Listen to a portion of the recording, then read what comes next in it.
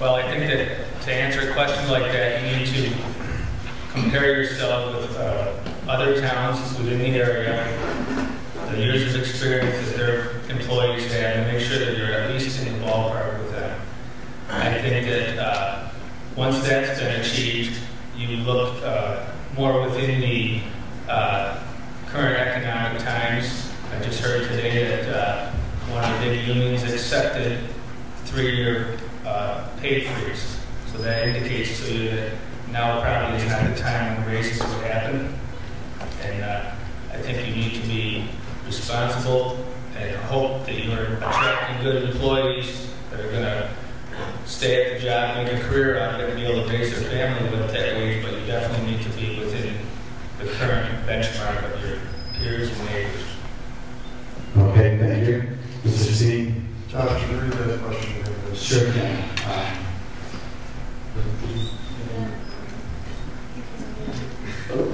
Yeah, sure can. The question was, do you feel town employees are appropriately paid, and would you increase or decrease their salaries? So you have 1 minute to respond. I think I'm not well versed in this particular issue right now. I think that it needs to be studied and discussed with somebody that has a lot more experience in dealing with this than I do. And I would do that myself. I would require more information so that I can come back with a better answer than what I'm capable of giving you right now. But I guarantee you that I would do that before long. The question is going to be presented to Mr. Mulligan, and Mr. Ayers will offer a 1 minute rebuttal. And Mr. Mulligan, what number? 2.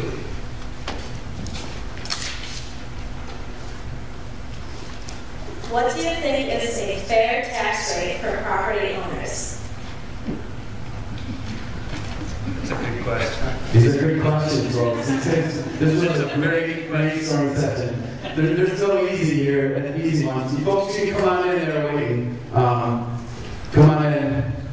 And these are good questions. These are very legitimate questions. I think this says a lot about the kids. So, Mr. Mulligan, you have 2 minutes. I will just reread the question real quick. What do you think is a fair tax rate for property owners?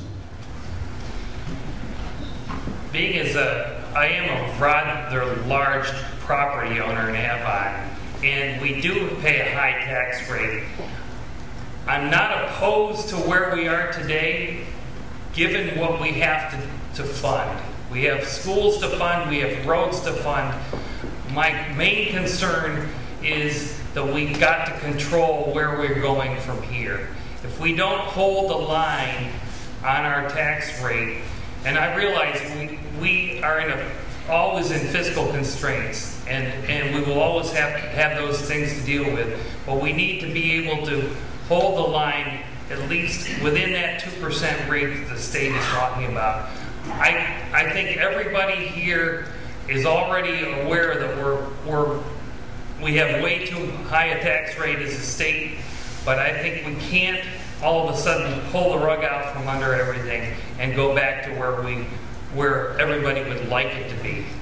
And so if we want to continue funding not only the town but our schools, we have to have a fair tax rate, and I think we've got to keep it moving forward, but not at as reasonable a rate as possible.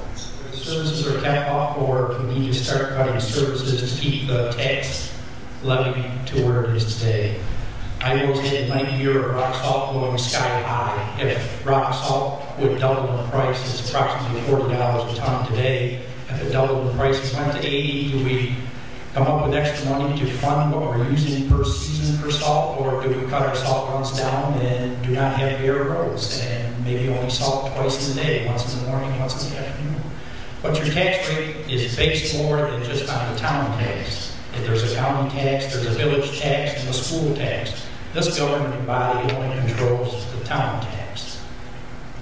Dear population, falls back to DEC rules and regulations. As far as getting involved with the village is being part of a bait and shoot, I'm not sure whether the town should go that far. I think the village has an own governing body, they can make their own decisions. I do agree there are numerous years within. Everybody sees them run in front of their headlights, and sometimes come into their headlights. It's my own opinion, a bait and shoot.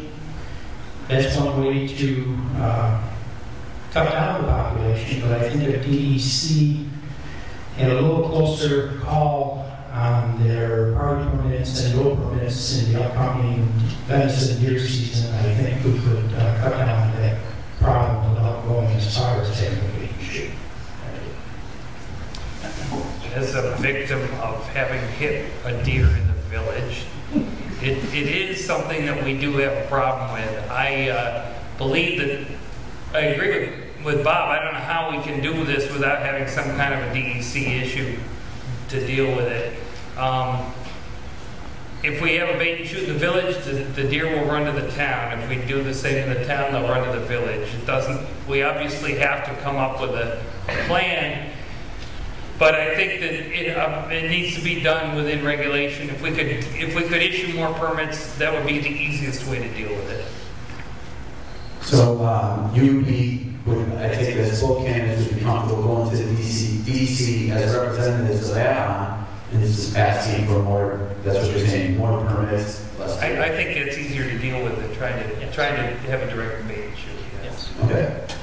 Thank you. If elected to town council, what will you do to protect our natural resources?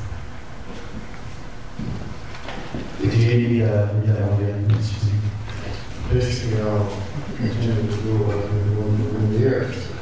And awarding, I think, or getting permits for subdivisions. Naturally, you have to file the proper records to guarantee that you're going to protect the environment.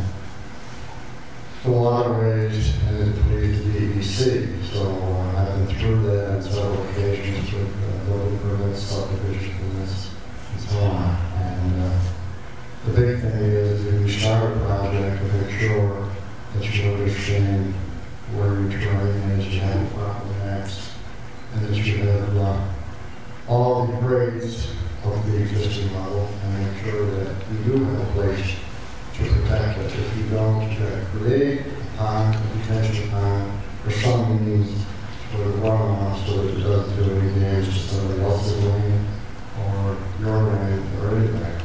So I'm pretty well familiar and with what is needed, and I will continue to practice the things that I've learned over the years, and they've always been sufficient.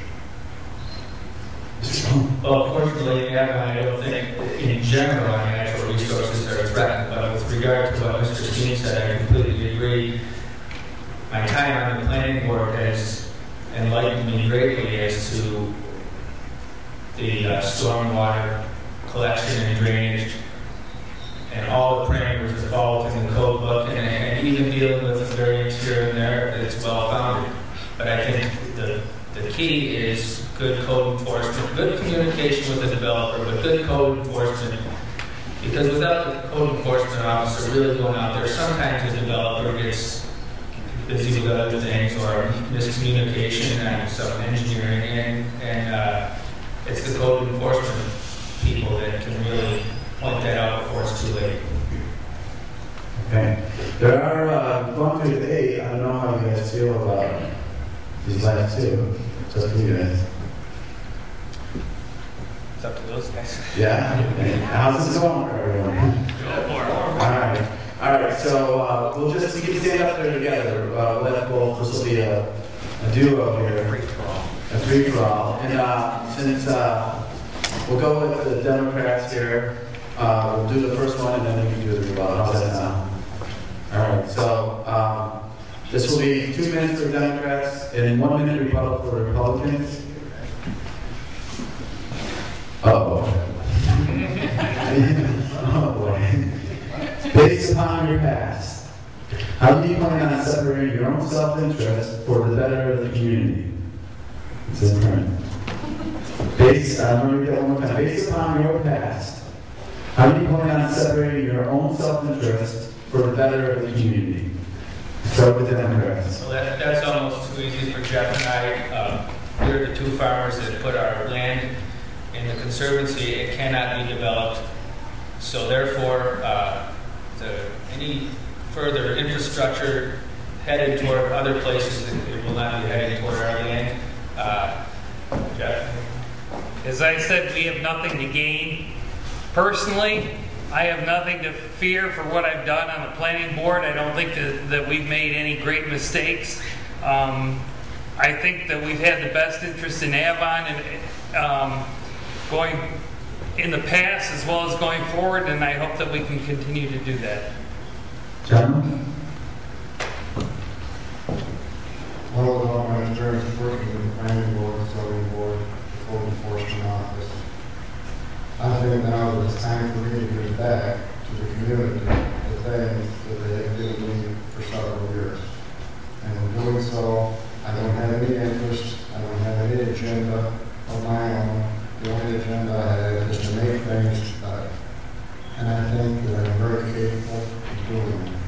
And I'm capable because of the past experience that I have had in business and in dealing with people and buying and selling.